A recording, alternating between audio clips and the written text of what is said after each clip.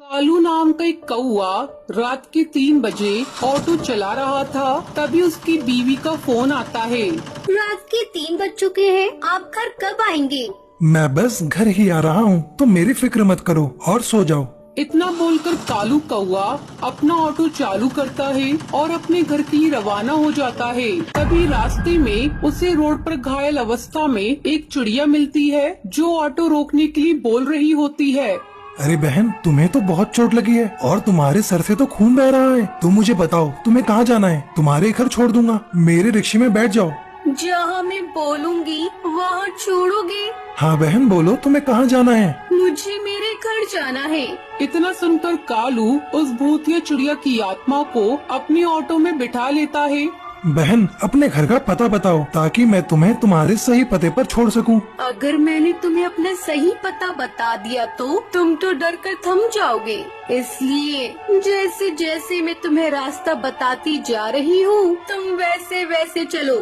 कालू भूतिया चिड़िया की आत्मा की बात तो मान जाता है, परंतु उसकी ऐसी अजीब बातें सुनकर वो थोड़ा हैरान होता है। अब जैसे जैसे भूतिया चिड़िया की आत्मा उसे अपना रास्ता बताती जाती है, वैसे वैसे वो अपना ऑटो लेकर चलाता जाता है। कुछ देर बाद कालू कौवे कब्रिस्तान के पास पहुंच जाता है। बहन, ये तो कब्रिस्तान है, तुम्हारा घर यहाँ है? यही मेरा घर है और यहाँ के मुर्दा पक्षी मेरा परिवार। इतना बोलकर भूतिया टूनी चिड़िया की आत्मा जोर जोर से हंसने लगती है और अपने असली रूप में आ जाती है। ये देखकर कालू बहुत डर जाता है। अरे कौवे, कहाँ भागा जा रहा है? मुझे आज एक गरीब ऑटो ड्राइवर का खून पीना है। आखिर तुम्हारी ही किसी साथी ने ही तो मुझे अपनी बातों में फंसाकर मेरे साथ लूटपाट की थी और उसके बाद मेरी जान ले ली थी। अब मेरी बारी है।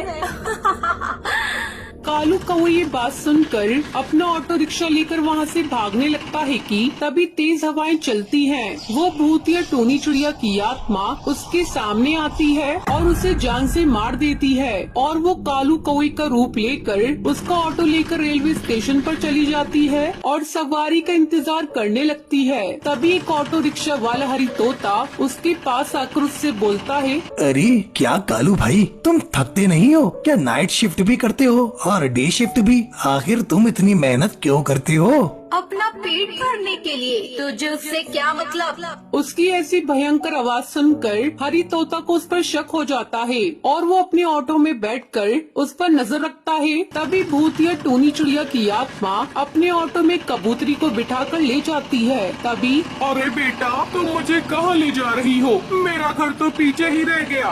हो सके तो बढ़िया, चुपचाप ऑटो में बैठी रह। मैं तुझे तेरे असली घर ले जा रही हूँ, जहाँ से तू कभी वापस नहीं आ सकेगी।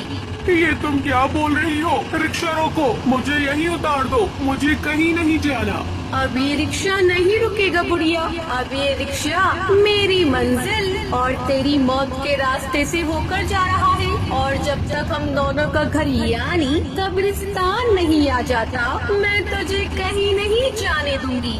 इतना बोलकर भूतिया टोनी चिड़िया की आत्मा अपने असली रूप में आ जाती है और उस बबली कबूतरी को मार देती है। ये सब हरी तोता देख लेता है और अपनी जान बचाकर वहाँ से भाग जाता है। अरे बाप रे, ये तो एक खतरनाक भूतिया चिड़िया की आत्मा है। मुझे जल्दी से ये बात कालू कौवे की बीवी को बतानी होगी। इस तरह से हरी तोता अपना ऑटो सीधा कालू के घर जाकर रोकता है और उसकी बीवी टुनटुनी को सारी बात बताता है, जिसके बाद वो टुनटुनी के साथ पुलिस स्टेशन जाता है और उसे सारी बात पुलिस वाले को बताता है, जिसके बाद पुलिस वाले एक तांत्रिक बाबा को उस कब्रिस्तान में ले जाते हैं। ये भूतिया टोनी चिड़िया की आत्मा बहुत ही खतरनाक है और ये अब आजाद हो चुकी है। कुछ साल पहले किसी ऑटो वाले ने इसके साथ बदतमीजी की थी और लूटपाट करके इसे मार दिया था। बस तब से ये भूतिया टोनी चिड़िया की आत्मा बन चुकी है। बाबा, अब आप ही कुछ कर सकते हैं। उससे पहले वो भूतिया चिड़िया की आत्मा यहाँ आकर हम सभी को मारे। आप कुछ कीजिए। तांत्रिक बाबा अपने मंत्रों को पढ़कर भूतिया टोनी चिड़िया की आत्मा को वहाँ पर बुलाते हैं। तुम्हारे साथ बहुत गलत हुआ था, परंतु तुम दूसरे पक्षियों के साथ गलत ना करो, इसलिए मैं तुम्हें रिक्शे के साथ कैद कर रहा हूँ, क्योंकि इस रिक्शे के जरिए तुम पक्षियों की जान लेती हो।